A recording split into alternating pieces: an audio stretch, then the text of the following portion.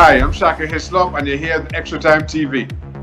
Hey everyone, welcome to another edition of Extra Time TV. This is Andre Sooklal, and the Concacaf Nations League has begun. Trinidad Tobago kicked off their campaign against Martinique away from home with a 1-1 draw, with goals from Cyril Mandouki in the 40th minute and a penalty being scored by Joevin Jones in the 65th minute.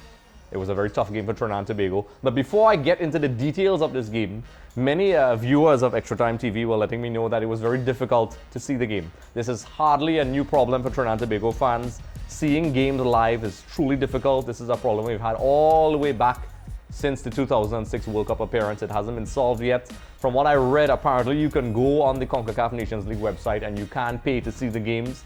I will actually do another video about that. I actually did a video about this a couple years ago, which I'll put in the description below for you guys to check out and let me know your thoughts. It's clearly a very frustrating thing for fans. There are people who want to see the games and they can't. And that's a question that we'll probably try to ask the appropriate people when the time comes. But you know, let's take a look at the game. Let's take a look at the statistics. So in terms of possession, Martinique had 57% possession, Trinidad Tobago had 43%. The passing accuracy of Martinique was 81%, Trinidad Tobago 74%. The fouls, there were a lot of fouls, 18 for Martinique, 12 for Trinidad Tobago. But what was the stat that stood out for me was that Martinique had 21 shots, with 6 being on target. Trinidad had 7, with 5 being on target.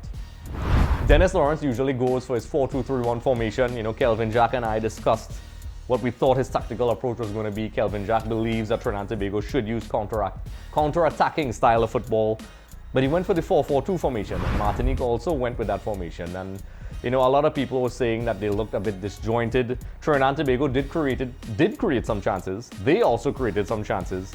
And for many years, we discussed that Trinidad Tobago usually are expected to roll over these types of opposition. A statement which I never agreed with. All these teams are raising their game, not just Martinique, but all the other Caribbean islands. Russell Latifi's in Barbados right now. So this was always going to be a difficult game, even behind the scenes with all the documented problems, which we won't get into here. That's way too much. But in terms of the game, it was a very difficult game. I think with all things considered, with all the difficulties surrounding the national team, I was actually expecting us to probably have an away loss, which would have been bad for morale.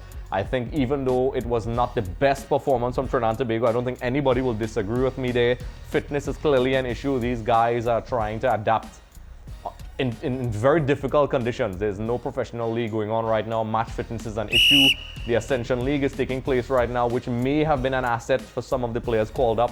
I was pretty shocked that players like Atula Guerra was not there on the squad. But Dennis Lawrence made his choices, and we came away with a 1-1 draw, and I think we were very lucky not to lose that game.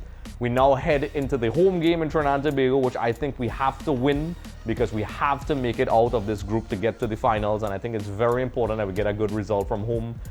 Martinique is no pushover. We have not had a pretty good record against them in recent times.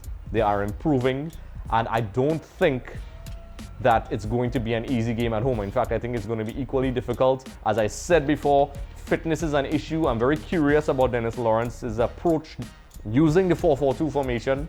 We really thought that he was going to use his standard 4-2-3-1. I think we have to win this game. Our approach to this game has to be very intelligent. Martinique is a team that is not going to give us an easy time. And I'm very interested to see how Dennis Lawrence, if he uses the same 4-4-2, if he's going to revert to the 4-2-3-1, if he's going to go for a 4-3-3. I think, and I agree with Kelvin Jack, and you could check out that discussion. We had that discussion before the last game, that a counter-attacking style of play would suit us. Now, I don't know the physical condition of the players. I am not there at the training sessions. I can only make very educated guesses. But based on what I've looked at over the last couple years and all the friendlies, we still have that problem with fitness, intensity, and the pace of our players. We seem to not have good decision making in terms of game management and adjusting based on game conditions. I think that's a problem. I think that's a challenge for Dennis Lawrence. I think we need more friendlies and so on. But this is a time where this is what the coach has to do. This is where he has to show his tactical chops. And I think, honestly, Trinidad and Tobago needs to focus on counter-attacking style of football. We have very good wide players, Joevin Jones, Levi Garcia, and so on, who didn't start the game, which was very interesting. But I don't know the physical state of a lot of these players. A lot of these players have niggling injuries. We don't know. Only the players on the staff on the national team will know this. So let us know your thoughts. Let me know what you think. For the people that did see the game, if you managed to see it, what were your thoughts on the game? What do you think Trinidad needs to do for the upcoming games? Because we have to play Martinique at home and Honduras home and away, which EXTV will definitely discuss. We'll try to get as much people as possible to get differing opinions. Some people believe that it's doom and gloom and we have no chance. Some people believe that we are just going to go and it's a foregone conclusion that we'll eventually rise. And the very debatable statement that we are still, by naturally and quality, we would make it through. That's a statement that is hurting a lot of established nations. We've seen it with Germany, we've seen it with Brazil, we've seen it with Argentina, where the playing field has been leveled. And it's no longer any sort of foregone conclusion with teams. We were once the strongest team in the Caribbean. That is no longer the case. We have to earn our paychecks. So let me know your thoughts in the comment section below. What do you think about the game? How do you think it's going to turn out? Do you think we're going to make it out of the group? Like and subscribe, because when you do that, you automatically qualify for a chance to win a copy of FIFA 20, folks. I got a copy of it. I was not allowed to discuss it because that's the contractual terms, and you should always honor your contractual agreements. So I got to play the game. I can't talk about it yet, but when I can, you all will be the first to know my thoughts about this particular game and who wins a copy of FIFA 20 from the kind folks of my store. So this is Andre Sooklal, and thank you for joining us. Thanks for watching. If you want to check out more, look at this video, and don't forget to click the subscribe button, because when you do, one of your enemies will be destroyed.